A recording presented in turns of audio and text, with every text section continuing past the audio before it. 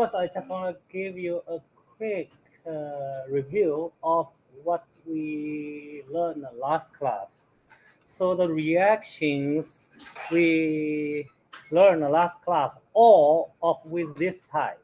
So you have benzene and react with an electrophile, and the electrophile can be considered as a consists of two fragments.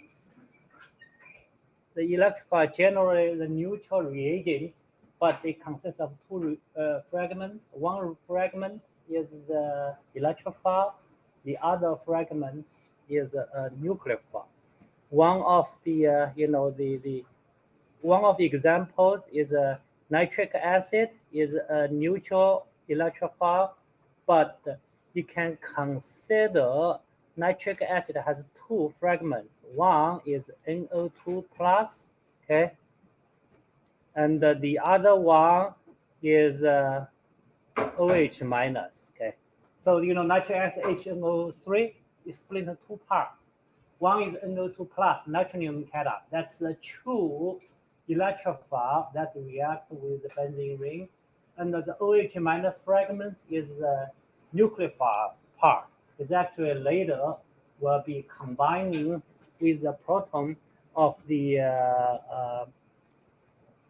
on the benzene ring into water. Okay, so the reaction, net reaction is basically you will see these two combine with the blue proton replaced by the NO2 plus become this, okay, and then the proton originally on the benzene ring combined with the nucleophile fragment from the electrophile become water. Okay, so that's the overall reaction.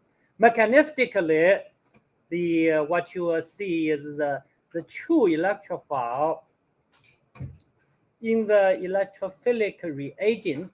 Here we're using NO2 as example, will be reacting with the aromatic ring, and the reaction always follows a two-step mechanism. The first step is the benzene ring acts as a nucleophile, react with the true electrophile, they say NO2 plus. And if you look at the Lewis formula, it's like this, okay? This is NO2 plus, okay?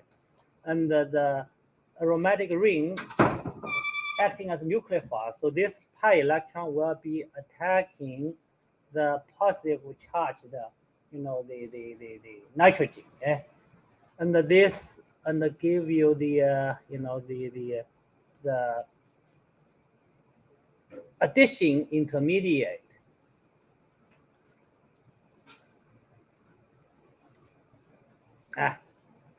Why I rotate this? Shouldn't rotate. Rotate will cause a bit of confusion. Okay, so I should not rotate it. See, if you want to understand, you should also do the same thing. Draw with me, okay? Draw those structures, okay? Then it will help you understand the whole thing, the significantly better.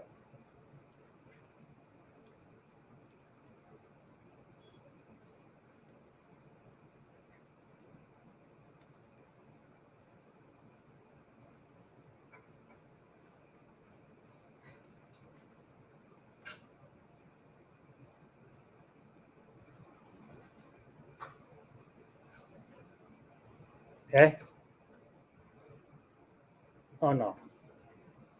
Should be let's here.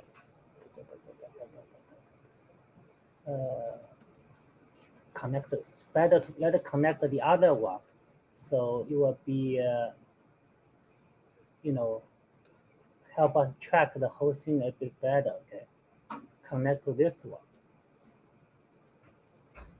because the blue proton gonna come off.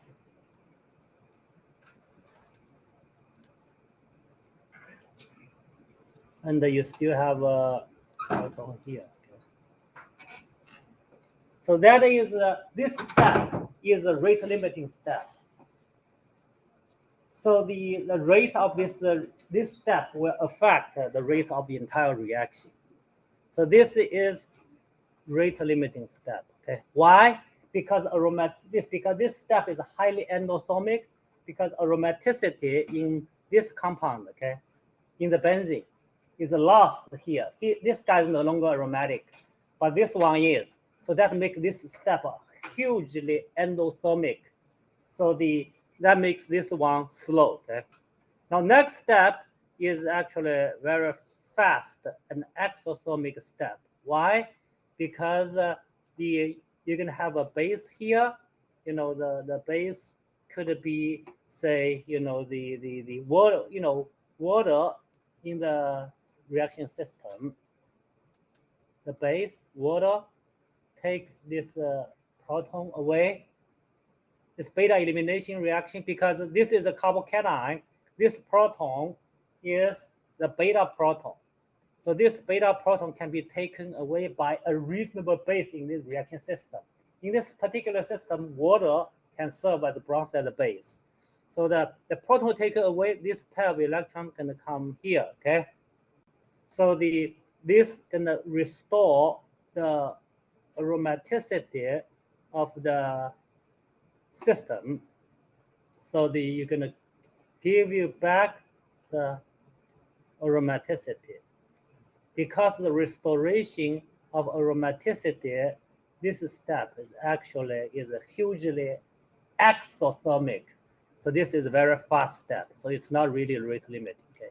So the overall reaction mechanism is called addition elimination mechanism. So the second step is elimination. Okay. So in terms of what is a true electrophile in the different electrophilic aromatic substitution reaction, we already talked about nitration. That example is nitration, and the true electrophile is NO2 plus nitronium cation. And in case of sulfonation, like here, okay.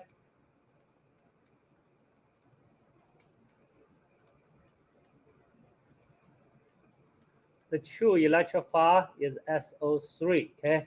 And in case of halogenation, and halogenation generally we're using bromine or chlorine for similar reason as we learned in the the halogenation of alkenes. And the true electrophile here is what? Anyone remember? The true electrophile is the complex between the halogen and the catalyst. And because this catalyst is a pretty good Lewis acid, so you can take the lone pair from the halogen. That makes this bromine more electrophilic than a neutral bromine. Okay, so that's the true the true electrophile in the halogenation reaction. Okay, and then, well, my phone just ringed, so you should have a quiz in about A11. Okay, so have your device ready. Okay, A11 exact.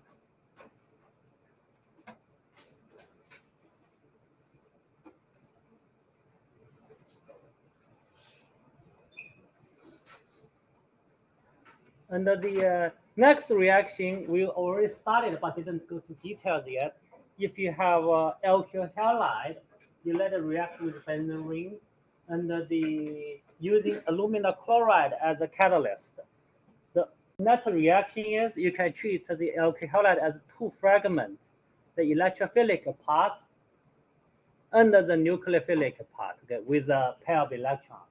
So the electrophilic part, alkyl part, is going to replacing proton, and then the nucleophilic part, chloride, is going to combine with the proton. So you will see alkylated benzene plus hydrogen halide. So this reaction called Friedel-Crafts alkylation, because one of hydrogen on the benzene ring will be replaced by alkyl group in the alkyl halide. So this is an alkylation reaction, and this type of reaction called Friedel-Crafts alkylation. And the true electrophile here is actually a carbocation. So all the the alkylation reaction mediated by carbocation called Pareto-Krebs